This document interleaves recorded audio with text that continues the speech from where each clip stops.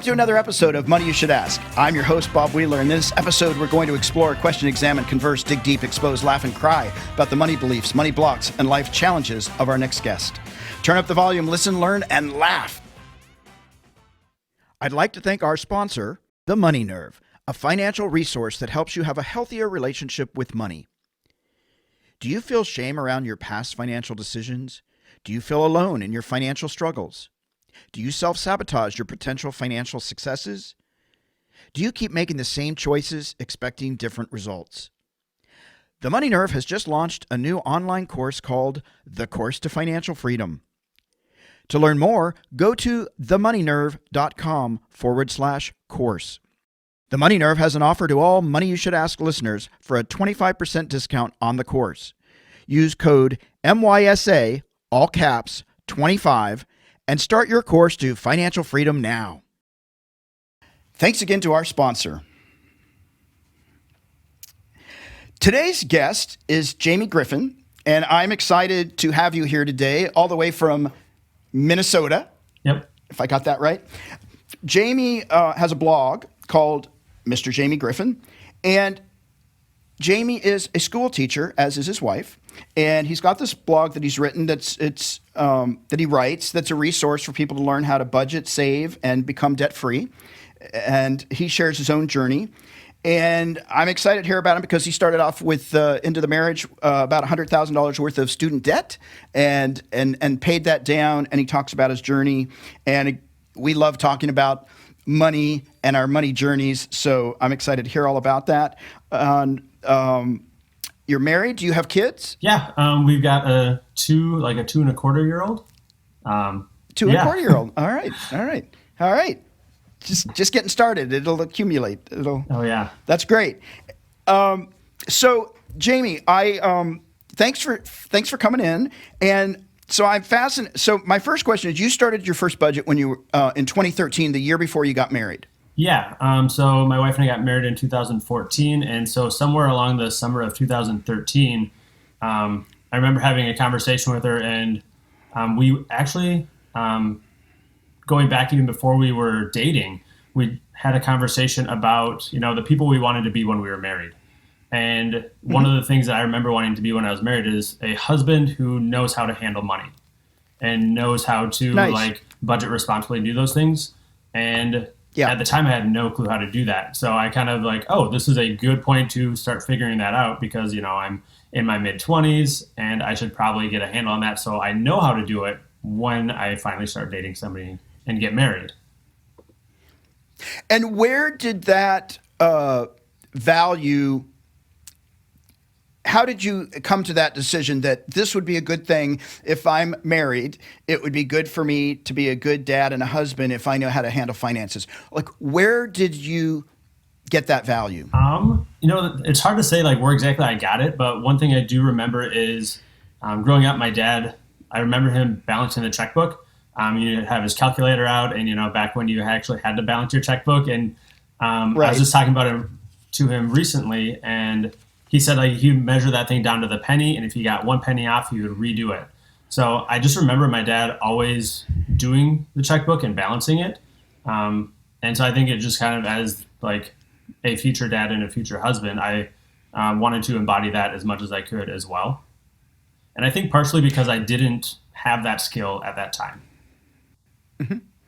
Did your father seem stressed about it when he did it? Was it oh my God, I got to do the budget and I got to write the checks, or, it's just one of the things that I do as a dad? I think he was stressed about it because my mom and dad were the classic, my dad wanted to know where all the money was going and coming in. And my mom's let's go spend this money. Talking to my dad as an adult now, he's telling me these stories I would be doing this, and then your mom would go spend, $300 on, XYZ. And I'd be we don't have money for that. What are you doing? And so It's interesting hearing that back now, because at the time I didn't really have a sense of it, because when my mom spent that money, it was usually on things that I wanted, and I was happy about that. So. Right, exactly. Were you aware of any money conflicts as a kid? Did you see any kind of, oh gosh, when mom and dad talk money, it's bad and we should go upstairs, or, it's it's a conversation. Do you remember anything as a kid? I don't ever remember my mom and dad talking about money a ton, honestly. But I knew that if I wanted something and was looking to get something, I would go ask my mom because she was more likely to say yes and spend that money Yeah. versus my dad, who, like, looking back, it's clear to see that he had more of the handle on doing the finances in their marriage. And I know that they were stressed and, like, at times, like, argued about money, but nothing like stands out as being really vivid about that. Did you get an allowance? No, my sister and I really tried for an allowance though. And we tried hey, if we get good grades, can we get some money? And I remember making an allowance chart or a chore chart, but we never really stuck through to it. Or I should say I didn't. My sister was probably really good at it. Yeah. But no, we didn't get much in the way of an allowance when I was growing up either. Okay. And when you asked your mom for stuff, did she ever say to you, well, if we do that, then you're not going to be able to have this? Or would she just say, yeah, whatever you want, honey? Like, was there a conversation? No, I don't think so. I think it was either a yes or no. Like, yeah, sure, or no, we can't afford that. Okay. I remember the we can't afford that bit of it. Yeah. Do you remember the first time that you got what seemed like a large amount of money? Like as a kid, do you remember ever, oh my goodness, or realizing that like, hey, money's a pretty cool thing? Yeah. Every year, our grandpa would give us like a check with for $100 for Christmas, and I always remember be like, $100, holy cow, like that's a lot of money because like you said, we didn't really have chores and didn't really earn an allowance, so just having $100 put in my hand was something I did look forward to every year. Yeah. And did all your grandparents give you $100 or just your grandfather? Just my grandfather. And did you like him more than the other grandparents because he gave you that? I don't think necessarily. I think I was closer to my grandpa than that particular grandpa than my other grandparents. And I honestly, looking back, I don't know why. I don't know if it was because of that. But like I said, I remember looking forward to that every year and being excited about it. But then I didn't ever like have anything that I wanted to spend it on. Like I'm a natural saver, and like I would rather like hang on to it and like I don't know, it was the fear of missing out on like the next thing that I could get if I spent it now. Yeah.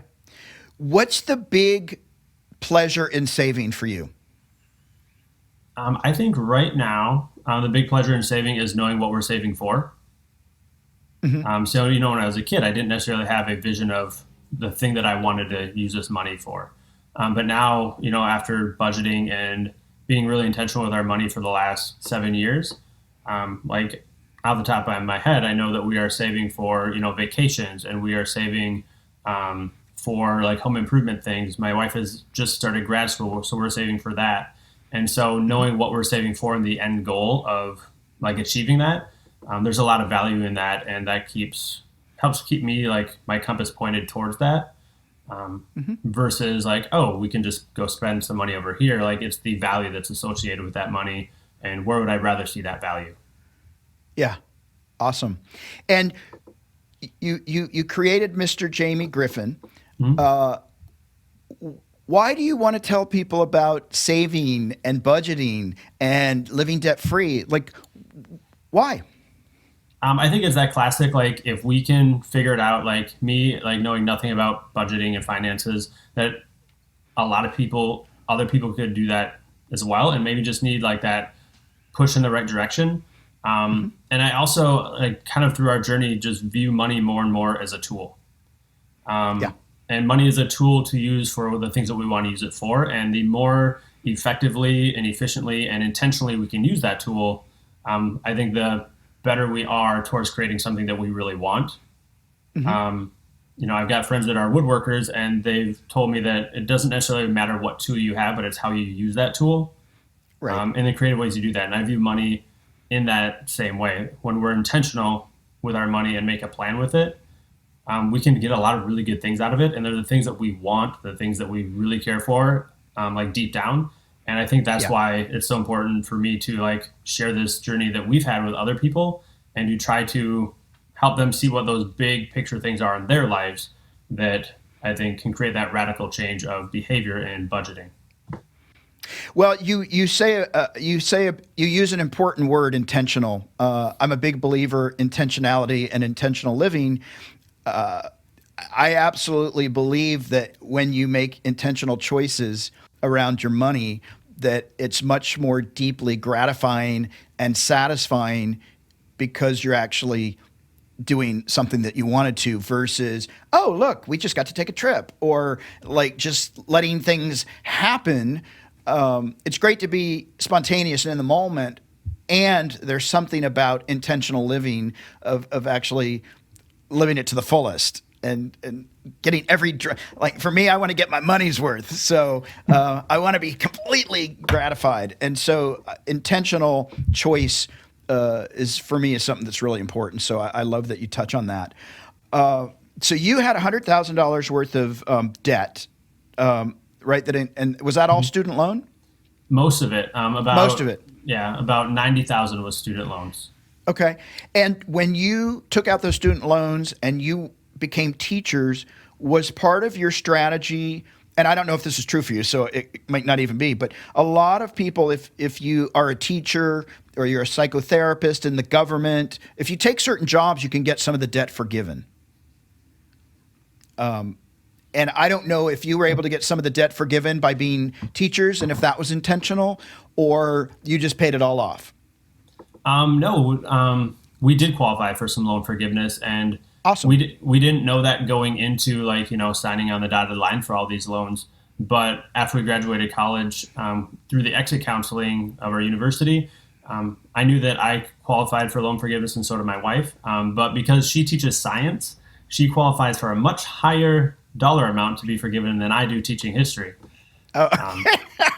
Yeah, which you wouldn't think, or I didn't think about that. But one of my loans, I qualified for $5,000 worth of forgiveness, and my wife's, it was $17,500. Wow. So for us, we took advantage of that $17,500 loan forgiveness. She had to teach in a low-income school district for 5 years. Right. And I had the same stipulation, but it was actually faster for us just to pay mine off than wait around for the forgiveness. Right. Well, I think that's awesome. And let me ask you this, because teachers at the moment, I think we can say fairly, don't make the largest amounts of money. And there's probably a lot of people right now through the pandemic that would be happy to pay teachers a couple $100,000 to take their kids back. But knowing that you're going into a career that's not going to pay you millions of dollars, at least from the actual job, why did you both choose to go into teaching? I think we both have just a love for, like, helping kids. I remember when I was going through school, like, the most influential people in my life were coaches I had, teachers I had, and most of the coaches I had were also teachers. And, like, if I can, like, think back and have that, like, really fond memories of those teachers, and that they, like, kind of, like, almost like put a stamp on me of their mark, growing up. Yeah. Like, how cool would it be to be able to impact a lot of young kids in an age when they're really impactful and need good role models? It was a really appealing thing, and I think I just have a love for helping people in general, and so I think that really appealed to me for sure, and I would say my wife has a big appeal in that as well. Did you know when did you know you wanted to be a teacher? Like 5 years old, college? So a couple things stand out on this. First off, when I was in 5th grade, we had to do a career report, exploration, and they wouldn't let me do it on being a professional basketball player. And so I had to choose something else. So I chose teacher. And to this day, I can't tell you why I chose teacher, but I did a report on it. And then in high school, we had to, start going down a career path, or like looking, at majors for college. And I was pretty set on accounting. My uncle was an accountant, and I think one of my aunts worked in accounting in some degree, and like, they seem to be doing well for themselves. Like, I would enjoy the life that they're living. I'm good with numbers. I enjoy doing accounting stuff. Let's do that.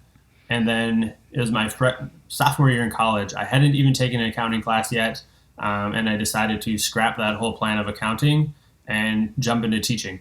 I had to do some volunteer work through one of my classes, and I worked in an after school program with kids, and I knew I wanted to be a coach of some kind, and I felt like it was just a really good natural fit.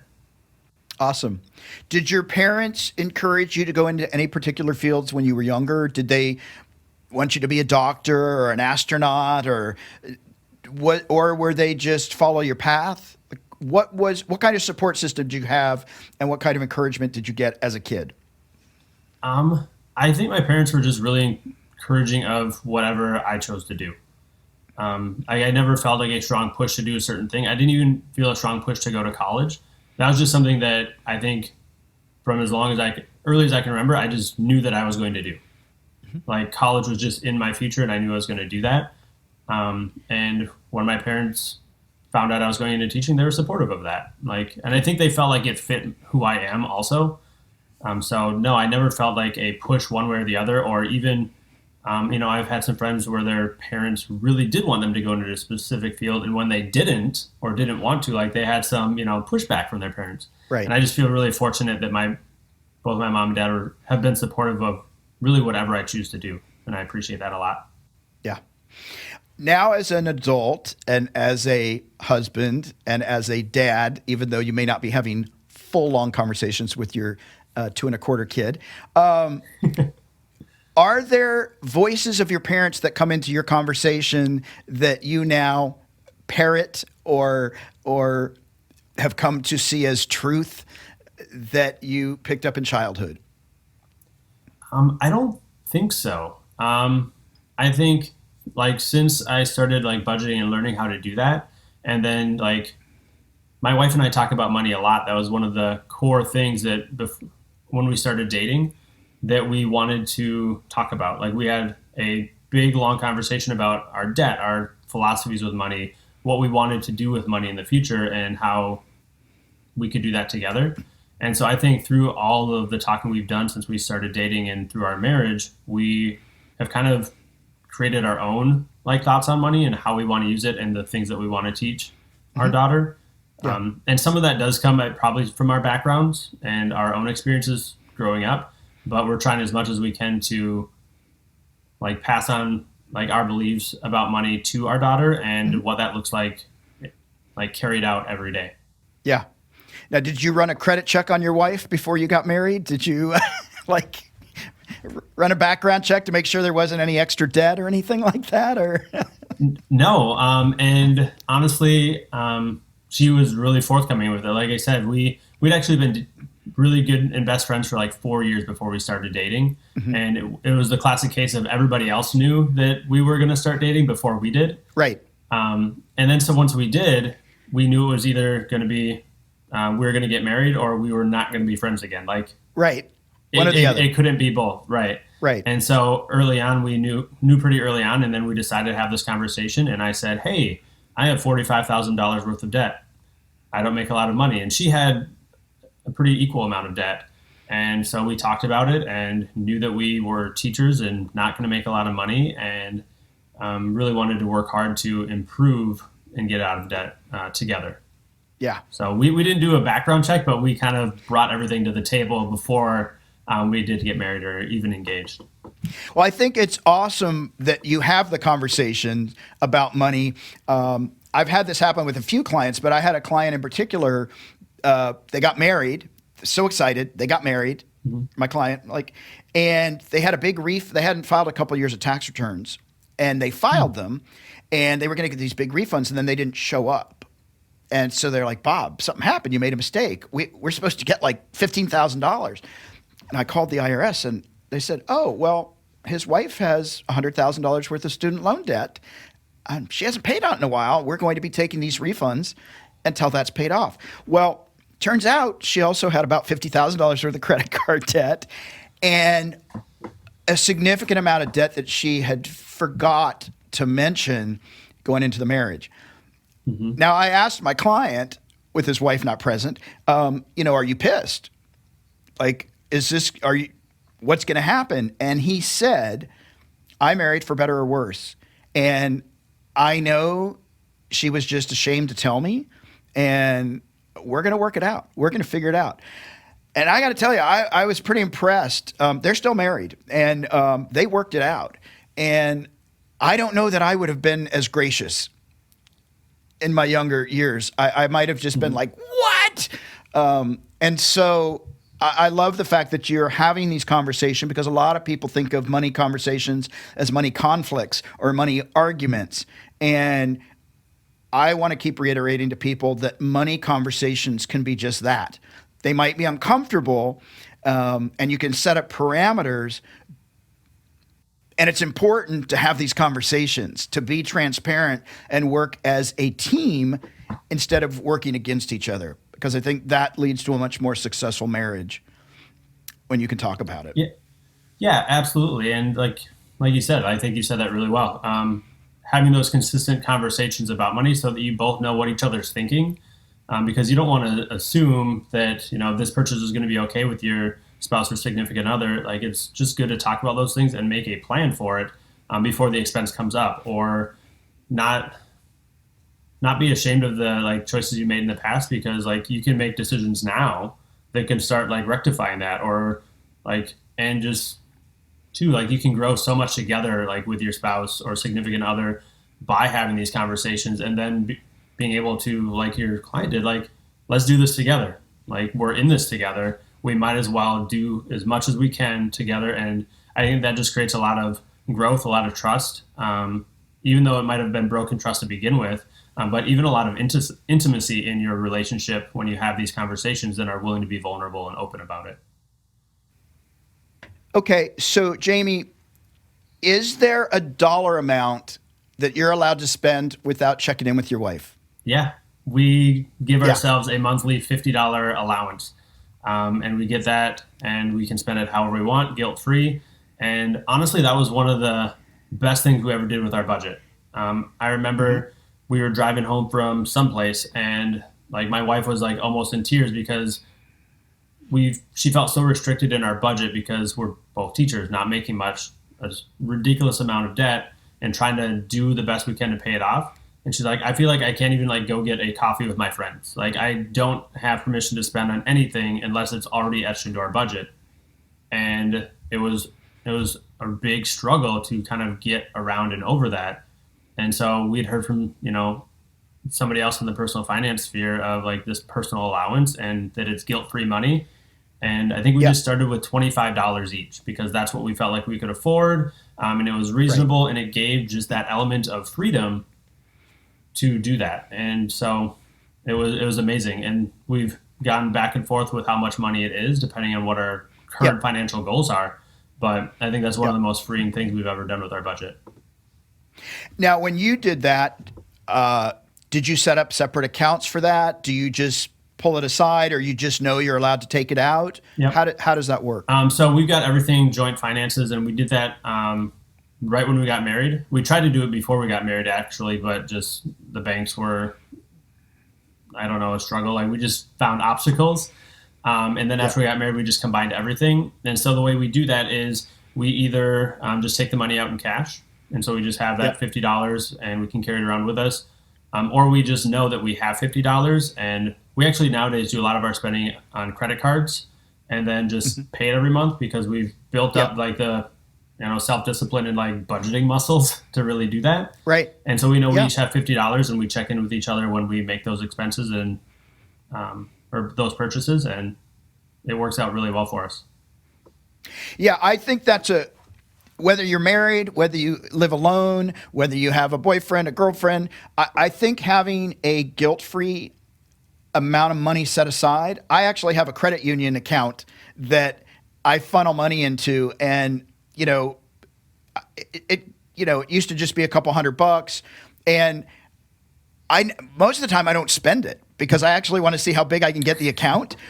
But then when I do go out and spend $1,000 or something from my guilt-free money, I don't feel guilty at all, because all those months of letting it build up, it only takes me 5 months to get to 1,000. So I found that the more I saw it grow, the more I did not want to spend it. But I knew that it didn't impact. Everything else stayed in my checking account for my budget, and then that money was just, I didn't have to justify it. I didn't have to It's my money. And I think that's a really important thing, that even when we're budgeting and when we're living on a limited amount of money, to give ourselves a little bit of reward or a little bit of freedom or a little bit of indulgence helps keep it healthier than, why do I have to, like most people, when they hear the word budget, my experience is, shut up, Bob.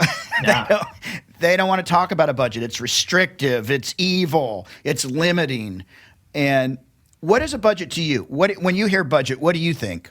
I actually have this written down, so I'm so glad you asked that. When I think of budgeting, I view it as like a list of your priorities and your goals. Yes, you absolutely have bills that you have to pay, and you might have debts that you have to pay. But I think a budget should also be fun, because if you're having fun doing it, you're more likely to keep doing it. And so adding things Right. in like a personal allowance is amazing, and it's a way that budgeting is going to be fun for you, so you can save Yeah. up for it.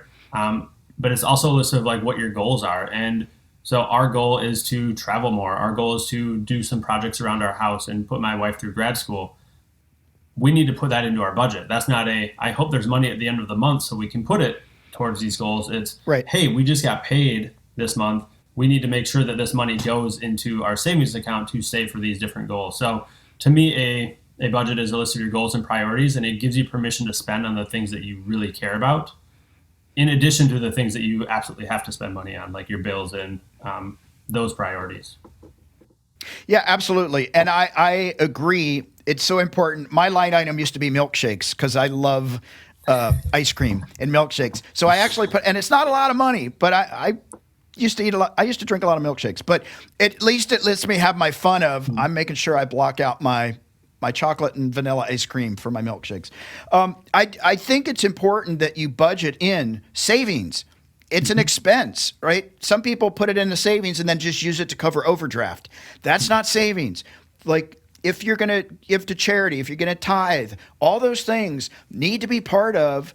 That's an expense. It's not a choice. For me, it's an absolute. I need to put those things aside. And maybe this wasn't true for you. I know when I first had to clean up my financial bad habits, it felt hard. It felt, I don't know if I can do this. For me, what I did was I created several online bank accounts and just started saving $5 in each one. And I'd have it come out on Thursday and then Tuesday. Like, who misses $5 and then $10 and then all of a sudden, oh my gosh, I have a lot of money in all these different accounts because I made them small, palatable, automatic debits out of my account. And then I I can actually save. And I can live within my means. And so it is I think it's a habit. And you talked about this. You have to cultivate some habits. And so I think it's so important to give yourself that guilt-free money and to put away for the savings and to put away for travel instead of just hoping, oh wow, I hope we can go to Europe one day. No, we're going. Yeah. And here's the budget, and we've set aside for it. Now, I want to ask you one thing because I know that, and this is completely changing the subject, but I want to go back to the fact that you teach. Mm-hmm.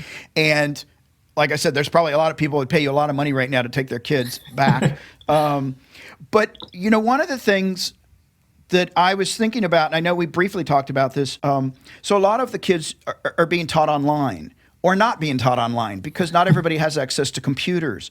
And I'm wondering your take on it. It seems to me that if I'm a kid that doesn't have access to a computer, and I know my friends have the computers, this might bring up shame for me. This might bring up, wow, I'm one of the have-nots. And it almost feels like that stigma attached to, I'm on the free lunch program. Or I'm the kid that can't wear the new designer clothes. I'm wearing hand-me-downs from my siblings, or my parents have to shop at the Goodwill. And as a kid, we put value judgments on that because we don't understand what's going on for our parents. We just know the experience we're having with other kids. How do you see this online teaching and the disparity? And I'm just curious about your take on all that. I think it's really hard because I think you brought up some really valid points there. We've got students that are all over the scope as far as the economic opportunities in their lives based off their parents and like their family history. And we did some online learning in the spring here, and I had some students that had no access to technology. They had a phone, but maybe maybe only had so many minutes on it, and or so much data, and the only way we could deliver instruction to them was by delivering a paper packet of readings and assignments. But then as a teacher, like one of the things I love about teaching is like coming alongside kids and helping them, like meeting them where they're at and helping them like learn for themselves and teach them how to learn for themselves. But if a kid is at their house without an instructor there, no way for me to really communicate with them. It's like me saying, hey, good luck on this. I hope you do great. Right. Please turn it in.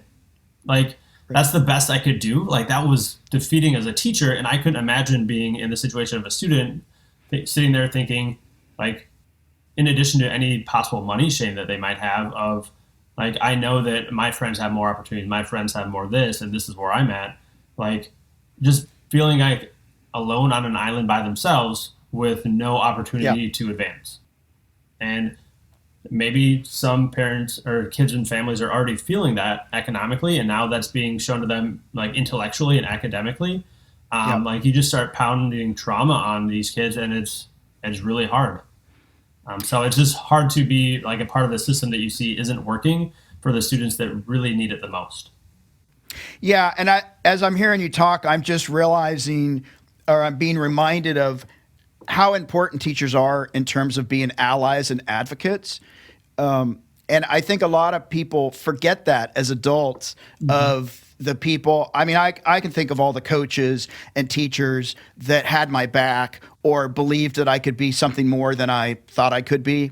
And that encouragement, like I like to think of them as like all these little angels that were, sort of guiding me along. And I think people forget or don't remember the value of having. There are so many teachers out there that are allies and advocates and helping lay foundation for like a lifetime of things to come. And so I so appreciate that you made that choice to not become a professional basketball player and to go into teaching, because I think the rewards maybe monetarily aren't as good as they would have been as the NBA basketball player of the year. But I think there's a much bigger picture and a much bigger payoff that comes from that. So I just much appreciation to the role that you fulfill.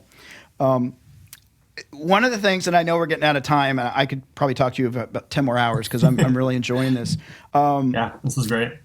What I'm really hearing though in your choices, it's been about intentionality and really being conscious, whether it's conscious about the situations that your students are in, and then trying to meet them where they're at.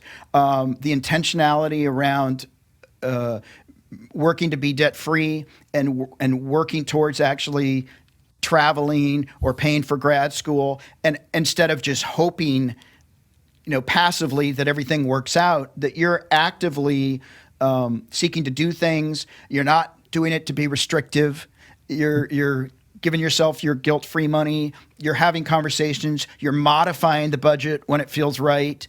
And you're continually engaged in this process of where do I want to be financially and where do I want to be like in life is what I'm hearing.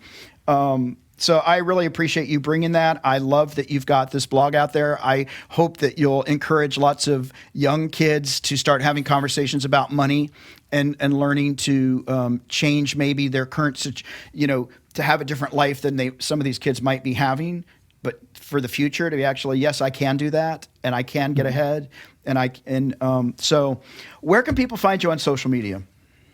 I'm on pretty much all of them, I think. I'll point people to a few, but I'm at Mr. Jamie Griffin, and I'm on Twitter, Instagram. I have a Facebook page.